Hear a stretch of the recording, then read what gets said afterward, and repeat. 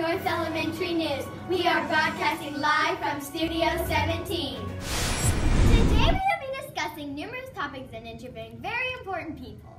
So Gracie, what did you have for dinner last night? We're recording, Finn. Oh. Hi folks. So today we're talking about what season is coming up. February? No! Flu season, Finn. And today, live, Morgan Pigson's going to be interviewing her mom, Mrs. Piggins, about how to stay healthy and not getting sick. Are we almost done? Let's send it over to Morgan.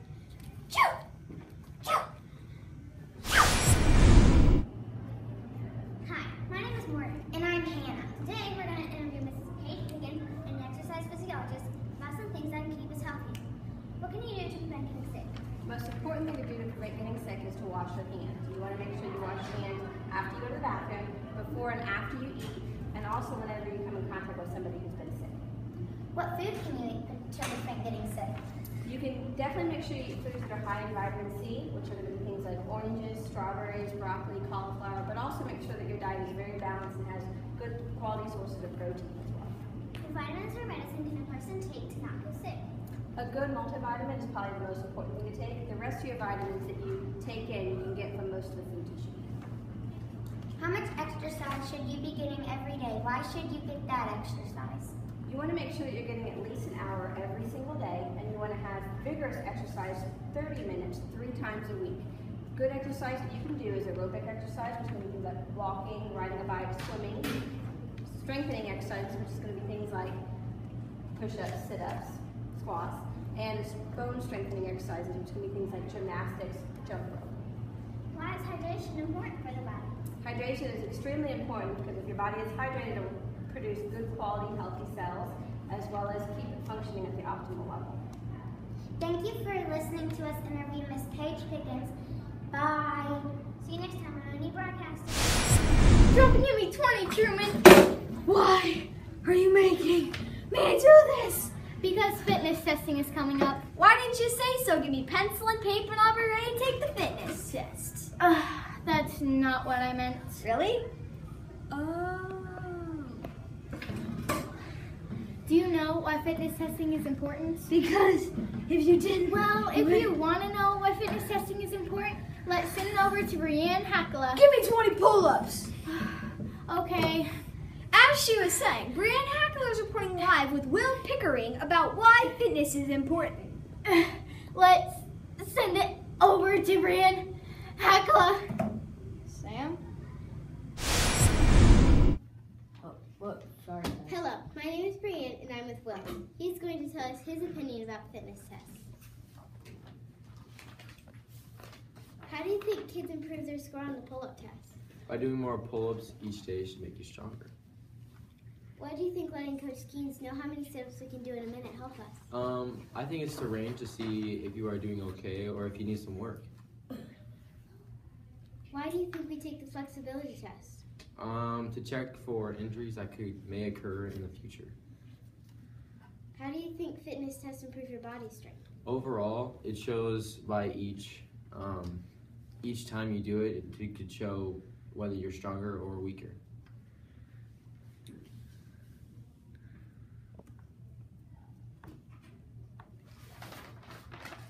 How do you think our lungs get stronger when we take the pacer test? The more you run, I think the more you'll be able to breathe each time. Thank you for your time and answering our questions. Now back to the studio. Guess who got Teacher of the Month? George Washington? No, Finn. Mrs. Boggs? Yes, Finn. How did you not know that? It's in the background. Oh well, let's send it over to Brooklyn Van Essen, who's reporting live with Mrs. Boggs. Let's send it over to Brooklyn. Hi, I'm Brooklyn Van Essen. Today we're interviewing Mrs. Boggs. We're asking her questions about what it's like to be a teacher. Okay, Miss Boggs, first question. What is a good trait of a teacher? A good trait of a teacher I would say well, there's a lot of traits that are important, but I believe that you must have a lot of patience. I would agree. Is teaching hard? Please tell us why or why not. Teaching is very hard. It's hard because you have to manage time, you have to be organized, you have to be able to do a lot of things at the same time, and you have to, of course, love children, and you have to get to know your kids and be flexible and be able to just kind of think on the spot. I'd say that too. What is your favorite thing to teach? Oh, I really like math, but I also really like books and stories. I like reading. I'm glad you didn't ask me my least favorite thing. We'll just stick with that. Why do you have to have a good education to be a teacher? Well, in order to teach, you have to have knowledge, right? Yeah. And to get knowledge, you go to school and you learn. And teachers are always learning. Even tomorrow, I'm not going to be at school because I am going to school for teachers so that I can learn more so that I can be a better teacher. Thank you for your time. That's all for today, Ms. Boggs. Back to the students. Guess what events are coming up? The Super Bowl, the World Series. No, what events are at the school? Oh my gosh, they're holding the Super Bowl and the World Series at the school? Finn, catch! No, what events are happening in the school? I don't know. Let's send it over to Lincoln Pearson, who's going to be interviewing Mrs. Hood and Tina Johnson. Let's send it over to Lincoln. Hi, my name is Lincoln, and I'm here to ask Mrs. Hood about upcoming current events in October at North Elementary. What event are you most excited for? Well, Lincoln, I'm excited about a lot of events in October because we have a lot of events in October. We have book fair going on, which I know kids are excited about, and we also have parent-teacher conferences coming up. And during parent-teacher conferences, we have family fun night. So something fun for the kids, but also the parents get to hear all about what's going on in your school. How many books do you expect to be sold at the book fair? Well, I don't have an exact number, but I do know that we do really well at book fair, and I think a lot of students will be in to buy a whole lot of books. And why do we have the book fair? Well, we have the book fair for two reasons. One, we love for students to be reading and have the choice to pick out the books they really, really want to read. And then two, it raises money for PTA. And some of the money that PTA raises goes to things like playground equipment, which everyone loves. Yeah.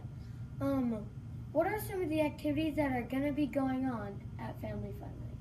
Well, I haven't heard all of the surprises, but I do know they usually have food. Sometimes they have like a science person come in, they have the zoo come in, so they have lots of different activities in the gym and in the cafeteria, and I don't know, but I think there'll be some kind of trick-or-treating maybe. We'll see what PTA comes up with.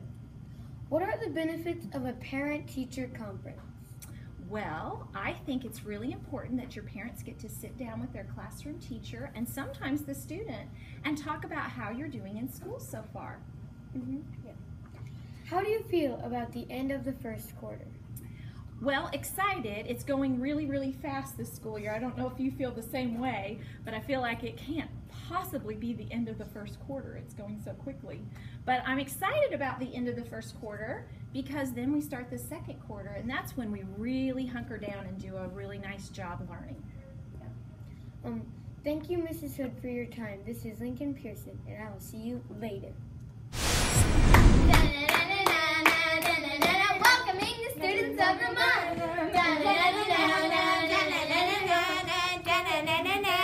Turn it down. Turn it off. That's better. This month we are focusing on being responsible.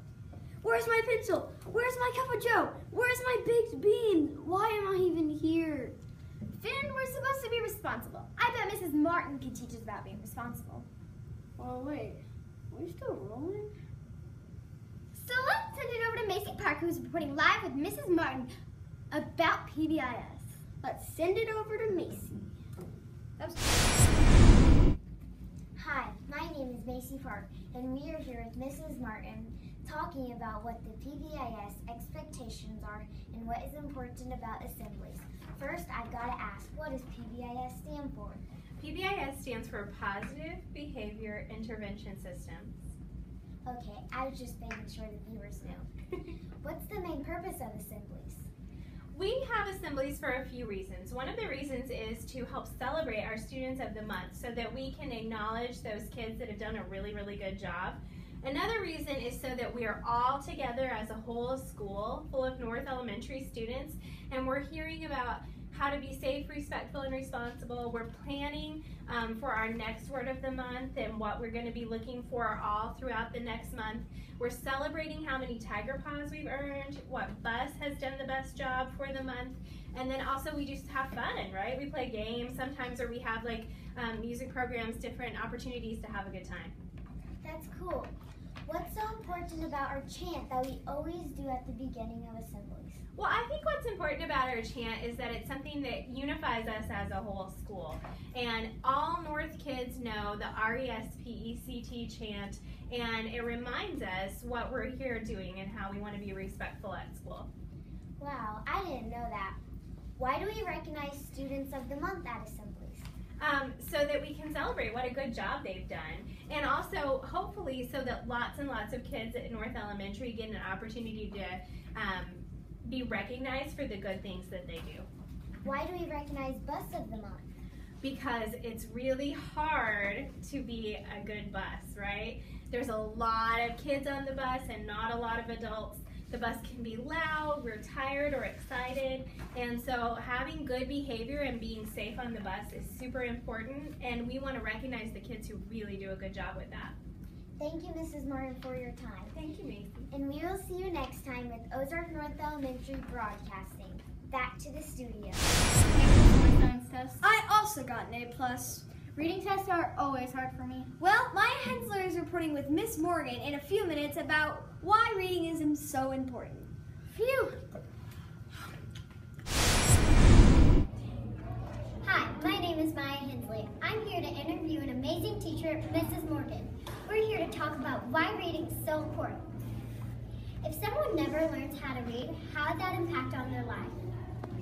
Well, if they never learn how to read, they could never get a job, they could never read paperwork to buy a house, they could never take a driver's test and learn how to drive a car, and they basically would have to live at home the rest of their life for their parents to drive them around.